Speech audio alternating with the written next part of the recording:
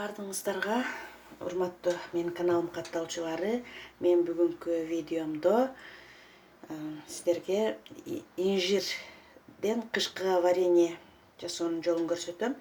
Инжирдин ар түрү болот. Фиолетовый, сарысы. Мен мынандай күлгүн түстөсүн тандап алдым вареньеге ылайык кылып. Бул инжирди сиропко кайнатса дагы болот. Мисалы 5 килограмм инжир болсо 2 литр сууга 4,5 килограмм кум шекер салып, сироп кылып, андан кийин кайнатып алып, 5 минутта кайнатып, 20 минутта коюп, кайрадан кайнаса дагы болот. Мен болсо бул инжирди таза жууп алып, кранга таза жууп алып,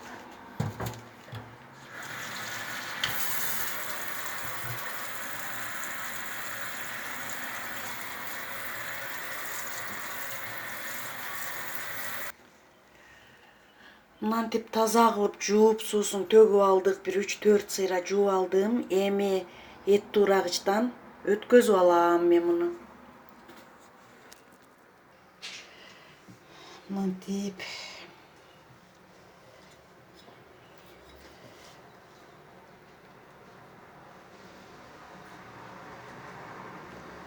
мен болсо жыл сайын эле мынтип эт туурагычтан өткөзүп, кум шекер кошуп алам.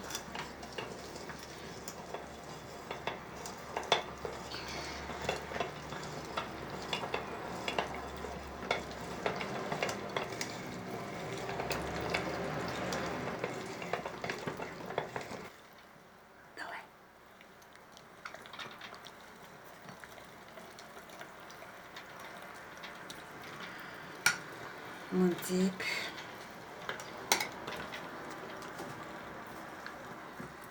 тартып алабыз.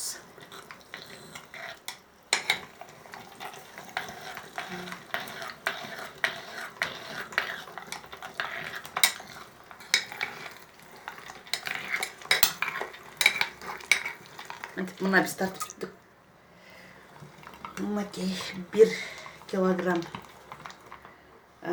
инжирди тартып бүттүк. Эми бул тартылган эт туурагычтан өткөрүлгөн инжирге 1 килограмм сахарды аралаштырып,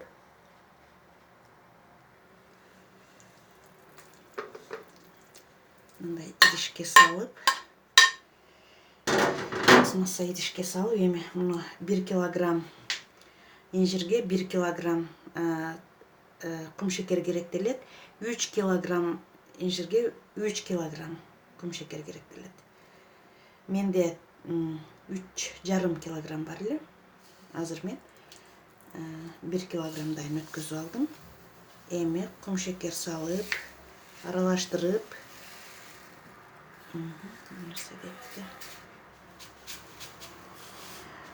ушул идиште жакшылап аралаштырып алгандан кийин 20 минуттага коюп коем дагы. Эмал идишке салып, муздаткычка сактап коем. Мынтип мынакей даяр кылып, эмаль, сөзсүз эмаль мындай эмаль идишке сакташ керек.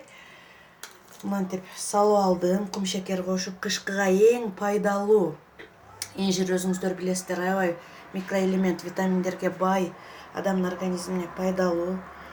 Ошондуктан ушундай кылып сактасаңыздар болот. Көбүнчө варенье кылгандан көрө ушинтип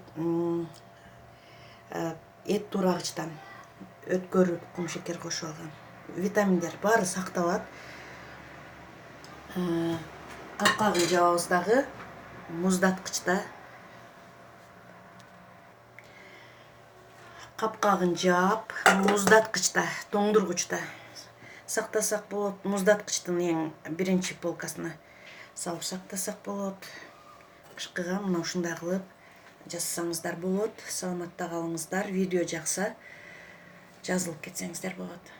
Сактап коебуз алып.